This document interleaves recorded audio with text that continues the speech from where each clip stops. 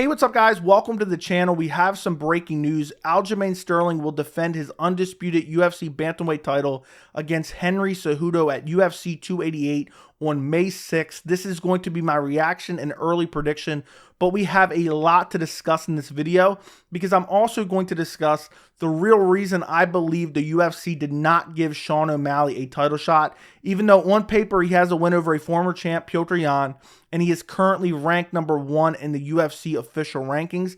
And I'm also going to discuss how I believe Sean O'Malley can become the bantamweight champion without having to fight Henry Cejudo or Aljamain Sterling. And then also I'm going to discuss what might be the UFC 288 main event. Will it be Aljamain Sterling versus Henry Cejudo, or will it be something else? I'm going to give you my best guess on what will ultimately be the main event of UFC 288. So first off, my reaction was I was just happy we finally had some concrete news. And this was reported from Aljamain Sterling himself on his official YouTube channel. And there's been rumors of different dates floating around for the past few months. And Aljamain Sterling has some type of shoulder injury. And you had Henry Cejudo constantly putting out dates. I'm fighting Sterling on this date. You had Ali Abdelaziz, Henry Cejudo's manager, saying I'm fighting him on this date. And then Aljamain Sterling would come out and say, no, I'm injured. I'm not sure if I'm fighting on that date. I don't know what's going on. I need to see a doctor. I might need surgery. I might need therapy. And now that we're hearing it from Aljamain Sterling, you know, it's most likely actually going to be realistic this time and actually happen at UFC 288. And this is the fight to make. And it's crazy because Henry Cejudo, by the time he steps in the cage at UFC 288, he will have been out for just under 3 years. His last fight was at UFC 249 in May of 2020. And I believe there's a lot of MMA fans who are unfamiliar with Henry Cejudo, who haven't even seen him fight in the UFC because they've become a new fan in the last couple years. And that is just crazy to me. So we're going to talk a little bit about Henry Cejudo and why he is getting this title shot as well. And then I'm going to get into my early prediction. But I love this matchup. This is the fight to make because Henry Cejudo, for those of you who don't know, he fought at flyweight. He dethrones Demetrius Mighty Mouse Johnson and wins the flyweight title via split decision back in August of 2018. And this was a very controversial decision. A lot of people thought Mighty Mouse won this fight. I myself scored it for Demetrius Mighty Mouse Johnson. And we thought we were going to get a trilogy because this was a rematch. They had fought before this. We thought we were going to get a trilogy. The UFC up and trades Demetrius Mighty Mouse Johnson to one championship. So now we're not getting the trilogy. So what's going to happen? Well, TJ Dillashaw, the bantamweight champion, comes out and says, look, I want to go down to flyweight. I want to become a double champion, and I want to kill the division. Because at this point in time, there was talk about the UFC closing down the flyweight division, which is, in today's day and age, now thinking back, is absolute absurdity. I thought it was crazy back then. And TJ Dillashaw said, I'm going to go down, become double champ, and I'm going to effectively close down the division. Well, TJ Dillashaw goes down, fights him in January of 2019, and gets TKO'd in the first round. And then it was kind of known afterwards, if Henry Cejudo wins the fight at flyweight, now Henry Cejudo is going to go up to bantamweight and look to become a double champion and fight TJ Dillashaw in a rematch. Well, ultimately, TJ Dillashaw tests positive for EPO. He cheated. He used a performance enhancer, injectable only. There's no excuse of a tainted supplement. And then TJ Dillashaw is then stripped of the bantamweight title and suspended for 2 years. And Henry Cejudo moves up to bantamweight. And the #1 contender at the time was Marlon Moraes. So the UFC did Henry Cejudo versus Marlon Moraes at UFC 238 for the bantamweight title. And I thought Marlon Moraes was going to win this fight. And it was looking good early for him, but he gassed out. And Henry Cejudo finished him in the third round via TKO with some nasty knees. And then it was scheduled later on for Henry Cejudo versus Jose Aldo. Jose Aldo was getting a bantamweight title shot. And then the whole world fell apart. And ultimately, Jose Aldo had to pull out of the fight because the whole world fell apart. I don't think he'd get out of Brazil or wherever he was. And they did Henry Cejudo versus Dominick Cruz, the former UFC bantamweight champion. Dominick Cruz was coming in off a long layoff. And, you know, at this point in time, he didn't even necessarily deserve a title shot. But the UFC just wanted to throw somebody in there on short notice. They had been gone for about a month or month and a half where they hadn't had any fights because the whole world shut down. And they just wanted to get a big card out there. That's the Tony Ferguson, Justin Gaethje card. And I think the co-main event was Henry Cejudo versus Dominic Cruz. Well, anyway, Henry Cejudo TKOs Dominic Cruz, who's coming in off a long layoff, like a 2 or 3 year layoff, and comes in on short notice at that. TKOs him. And a lot of people are looking at the bantamweight division. They're like, oh, the bantamweight division's really heating up. You got all these great contenders working their way up the ladder like Petr Yan. We have so many great fights that are going to happen. Well, Henry Cejudo retires in the cage. And there's probably a lot of fans that don't understand why Henry Cejudo retired 3 years ago. And so I'm going to break that down for you. Henry Cejudo, because of the way he talks, because he's super cringy, because he thinks he's popular, he essentially retired as a negotiating tactic against the UFC. He retired because he thought, okay, the UFC needs me. I'm going to retire, and then the UFC is basically going to beg me out of retirement with a big contract. Well, when he retired, none of the fans cared. Nobody really cared. The UFC didn't care, and everybody moved on. And then we got Petr Yan versus Jose Aldo. Petr Yan defeated Jose Aldo to become the UFC bantamweight champion, and then the whole world moved on. And no one ever thought about Henry Cejudo again. And Henry Cejudo has been screaming for the last year or two, saying he wants to fight Alexander Volkanovski and saying he's returning. And ultimately, none of the fans really cared. And I don't think the UFC ever budged. And now we're finally getting to a point where Henry Cejudo, maybe he needs money. Maybe he's just decided, I'm tired of wasting, my prime sitting out. And now he's finally returning and fighting Aljamain Sterling for a belt that Cejudo never lost. So this fight makes perfect sense. Henry Cejudo, even though a lot of people don't necessarily care about him, he is an elite level fighter. He has ever evolving striking. He has elite level, Olympic level wrestling. He has very good grappling. He's super fast. He's super athletic. And Aljamain Sterling, he's coming into this fight. He just beat the crap out of TJ Dillashaw. And I know TJ Dillashaw came in with a shoulder injury, but still, Aljamain Sterling absolutely mauled him. And Aljamain Sterling's at a point in his career where he's still not getting respect. And I'm part of that problem as well. I'm not giving Aljamain Sterling enough respect because of kind of the controversial wins that he's gotten. But Aljamain Sterling is an elite level fighter. His last 3 fights, he defeated TJ Dillashaw by TKO in the second round. Arguably should have TKO'd him in the first round. The fight before that, he beat Petr Yan via split decision. This was a fight where the second and third round clearly went to Sterling. The fourth and fifth round clearly went to Yan. And then the first round was a toss-up. I personally scored the first round for Petr Yan. But nonetheless, this wasn't really a robbery. It was a fight that could have went either way. The fight before that, and this is the real reason that Aljamain Sterling doesn't get any respect. Petr Yan was winning a fight. He was on his way to TKOing Aljamain Sterling. He throws an illegal knee. The referee says right in front of Aljamain Sterling, if he cannot continue, this will be a DQ win for Sterling. Sterling puts on a whole act and then inevitably wins the bantamweight title because of a DQ. I think that's the first time that's ever happened. And so Aljamain Sterling's at a point where he's beat Petr Yan twice. He has a win over former champion TJ Dillashaw. He has a dominant win over Corey Sandhagen, who is still top ranked. And he's still not getting enough respect from fans.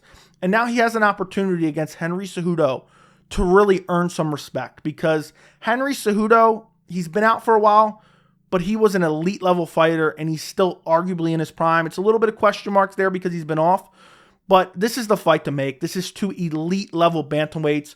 And I think this is such a compelling matchup because you have Aljamain Sterling, who's such a good wrestler and relies on his wrestling, his jiu-jitsu to win fights, but he also has a funky striking style. And then you have Henry Cejudo, who has that Olympic level wrestling. His striking is ever evolving and ever improving. He went out there and TKO'd TJ Dillashaw on the feet. And I just think this is such a compelling matchup because will the wrestling cancel each other out? And I think this is a fight where you have Henry Cejudo coming back. The fans who do remember Henry Cejudo know how good he was. And can he come back and reclaim a belt that he never lost against Aljamain Sterling? So I think this is a super compelling matchup. I think this is going to be a super fun matchup to watch because we've seen these fights like Kamaru Usman versus Colby Covington. When the wrestling cancels each other out, we have some amazing fights. And I think this has the real possibility to be one of those fights. And both guys are in their primes. Both guys are elite level fighters. And I'm really looking forward to this fight. As far as an early prediction for this matchup, I have to go Henry Cejudo. And I'm going Henry Cejudo via TKO. I just think Aljamain Sterling's striking is horrible. Some of the worst striking I've ever seen for a champion. And Henry Cejudo's striking is ever evolving. And I think Henry Cejudo has the better wrestling. I think Aljamain Sterling, if he can get you down, if he can get on your back, his jiu-jitsu is some of the best in the UFC. But I don't think he's doing that to an Olympic level wrestler in Henry Cejudo.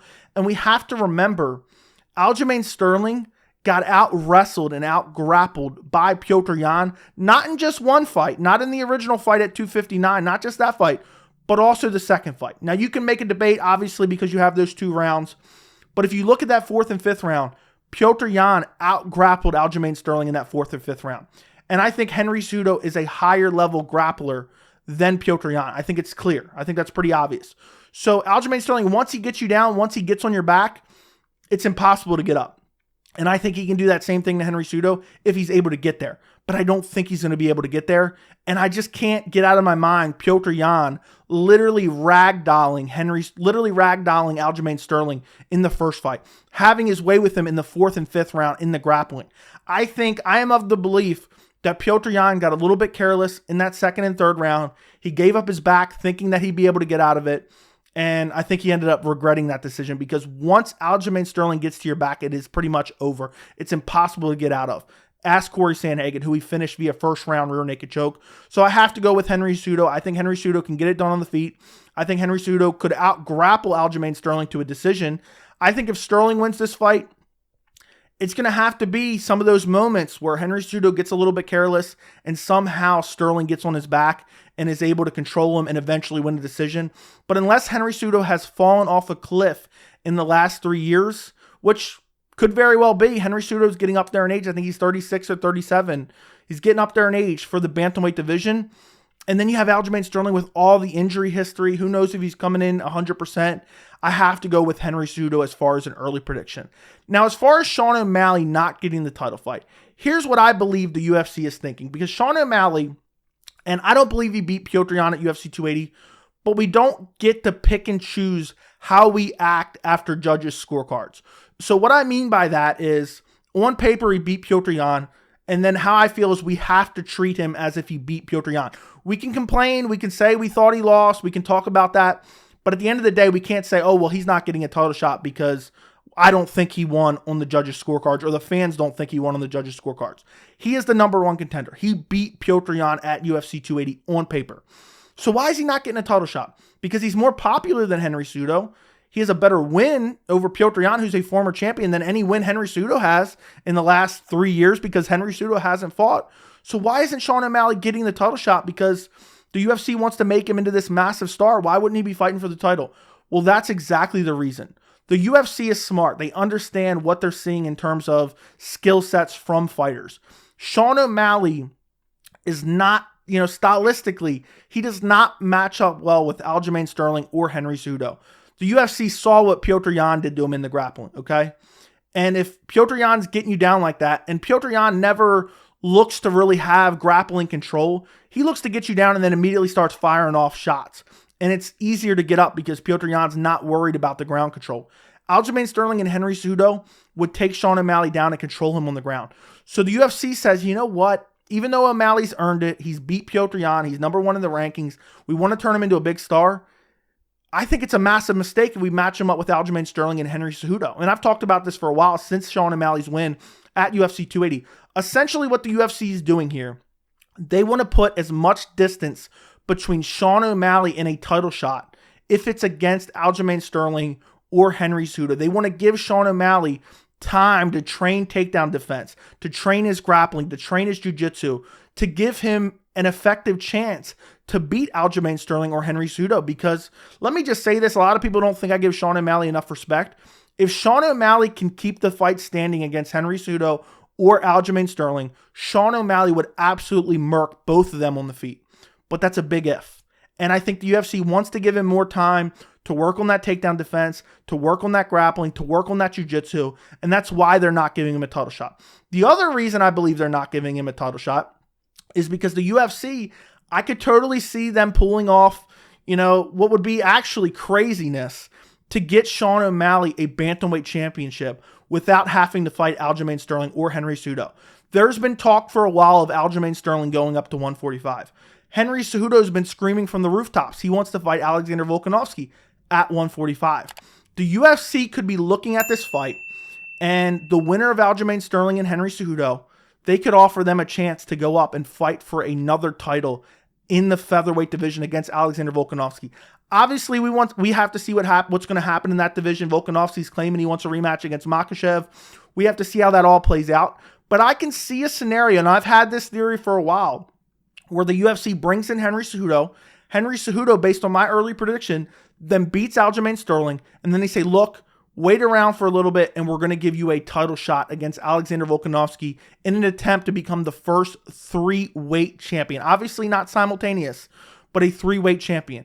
And Henry Cejudo would sit around and wait for a title shot against Alexander Volkanovski or whoever else may hold the UFC undisputed featherweight title.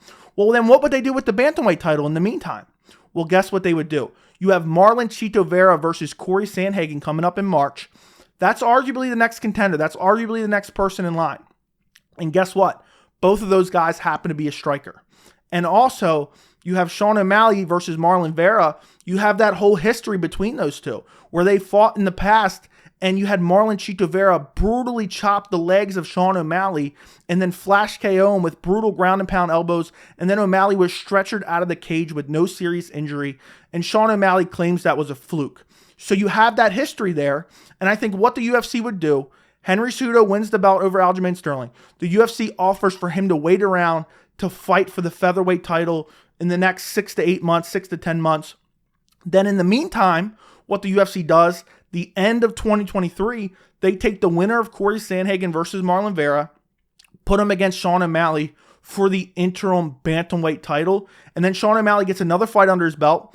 And then potentially Henry Cejudo could go up and lose to Volkanovski, which, you know, after watching Volkanovski versus Islam Makhachev, it's hard to imagine a world where Henry Cejudo would beat Volkanovski. But I've been saying that since before that Islam Makhachev fight. So you have Volkanovski beat Henry Cejudo. Who knows if Henry Cejudo is going to come back or not after that? Maybe he wins and he stays up there. I doubt that happens. But you put this so much time in between Sean O'Malley fighting an elite level wrestler for the bantamweight title, and you potentially do Sean O'Malley versus the winner of Corey Sandhagen versus Marlon Vera for the interim bantamweight title. And depending on what happens with Henry Cejudo or Aljamain Sterling, because I think they could do the same thing with Aljamain Sterling. He's talked about going up to 45 before and, you know, fighting for the belt. And I think you have an opportunity where you could eventually either promote Sean O'Malley to the undisputed bantamweight champion, or then you have like mid-2024 where Henry Cejudo comes back to the bantamweight division, or Aljamain Sterling comes back to the bantamweight division after losing, and then fights Sean O'Malley. And then you have a champion versus champion fight. And the main thing for the UFC here is time, because Sean O'Malley has now had a lot of time to work on his grappling, to work on his anti-wrestling, to work on his jiu-jitsu. Now, obviously, he's got to get through Marlon Vera, who beat him in the past, or Corey Sandhagen, who has elite level striking. But both of those guys are strikers. And Sean O'Malley has proven he's one of the best strikers in the bantamweight division. So those are winnable matchups for him. I'm not saying it's a guarantee that he's going to win, but those are winnable matchups. And then it puts ample time in between Sean O'Malley having to fight Cejudo or Aljamain Sterling for the belt. And it won't happen until mid-2024, and gives him a better shot of defeating both those, because Sean O'Malley is improving rapidly. So I think that's what the UFC's ultimate plan is. As far as the main event for UFC 288, I know it's only 3 months away, but Volkanovski is the type of guy who likes a quick turnaround. I could see the main event of UFC 288 being Alexander Volkanovski versus Yair Rodriguez for the featherweight title. And that kind of, you know, leaches on to the plan I just talked about. If you have Alexander Volkanovski versus Yair for the featherweight title as the main event, and then you have Aljamain Sterling versus Henry Cejudo in the co-main event, winners could end up fighting each other. And the UFC would say, okay, well, Volkanovski went up. He had his shot against Islam Makhachev for a 2-division champ. Now he's going to give someone in the weight class below him a shot to come up and become double champion. So I think, you know, ultimately, if it's possible, I think the UFC will make Alexander Volkanovski versus Yair Rodriguez for the featherweight title as the main event of UFC 288. Because I just don't see them doing Aljamain Sterling versus Henry Cejudo as the main event. Now, if Volkanovski can't go in time, if Yair Rodriguez can't go in time, I think ultimately Sterling versus Cejudo will end up being the main event. But I think their plan is to do Volkanovski versus Rodriguez as the main event of UFC 288, and then potentially have those winners fight each other in the future. So let me know what you guys think about all this down in the comments. Don't forget to like the video, and thank you so much for watching.